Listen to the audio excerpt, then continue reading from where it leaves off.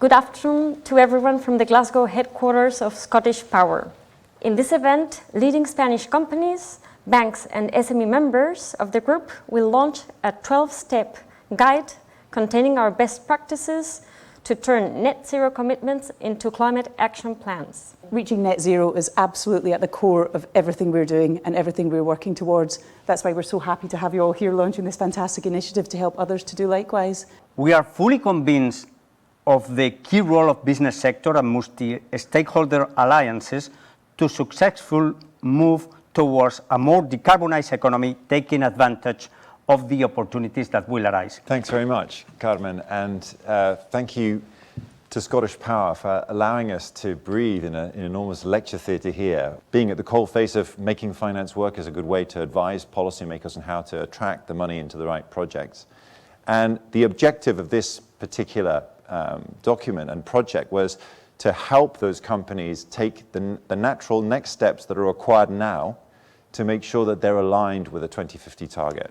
So the very first principle of these steps, and there are 12, is to have science-based targets that are aligned with the 1.5 degree goal. Secondly, sector roadmaps with short, medium and long-term actions. Financial projections, they need to be aligned with the Paris Agreement and something called the European taxonomy. Financial institutions as a subset should have sectoral decarbonisation targets supported by science-based financing policies. Here we've also noted there need to be policies to limit financing towards activities that are not aligned with the EU's taxonomy. Climate risks and green capital allocation. So we need the analysis and management of climate risks. Those are both the physical risks to what happens when the climate changes, and transition risks, which are the risks that businesses face as a result of a changing regulatory environment.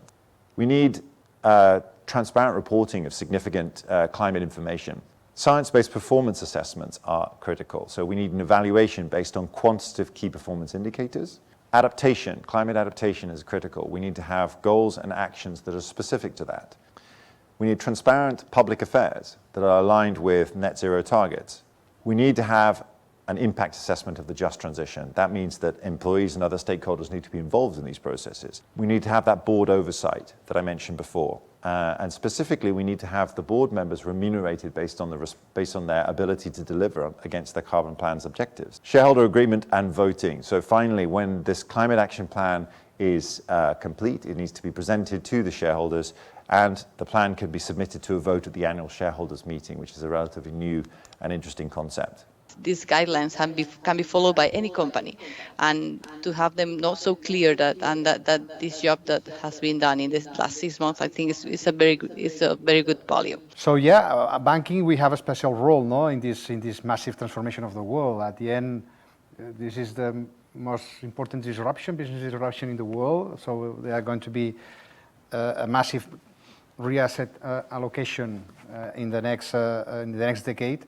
By, for example, 2025, we will reduce 24% of our total emissions, scope 1, 2, and 3, aligned also with the paths and references of temperature scenarios that are included in the guide of best practices. We partner with city governments, with regional governments, and with corporates to work out how to deploy innovation and new innovations in such a way as to effectively transform the ways in which we're living, moving, managing materials, thinking of infrastructure and living. I'd like to give the first chance of a question to the audience. How are you going to manage those emissions that cannot be reduced? We have a net zero commitment, and that's not possible without offsetting, because we can reduce emissions aligned with the 1.5. So we have been already reducing 61% of our emissions, but we know that we for the moment it's not possible to become a net zero company without offsetting. We think offsetting will be needed for a remnant emissions that we cannot neutralize, but we are not very fond of doing so before we do the first target, which is decarbonize our portfolio. What would you say to SMEs to help them innovate to transform their businesses to net zero? It is indeed extremely difficult. There's simply neither the resources, the capacity, the capability in many cases. But there is, in a European context, for example, a huge strength in the fact that we very often have SMEs formed into clusters, industrial ecosystems and clusters, where there is in fact a real opportunity to work and to act together and to apply exactly very similar principles of co-action and co-determination and broader supply chains. Can banks like BBVA encourage their clients to use types of guidelines to better understand their own climate and transition strategy? We have to help our clients to make the transition. And we have, as I said, we have to help all our clients. We have to help this is not only financing the green ones on the green activities. We need to facilitate the investments in those activities that has to transform completely. I think that Glasgow it's a very important milestone. We arrived this week with hugely impressive rally from private sector, putting all hands on deck in favor of climate ambition. Over half the sectors that make up the global economy are now committing to halve their emissions within the next decade and achieve near-term emission reduction targets, and this is impressive. It is a pleasure to see that today's event and the launch of this guide will contribute to this opportunity and accelerate corporate cooperation in the fight against climate change.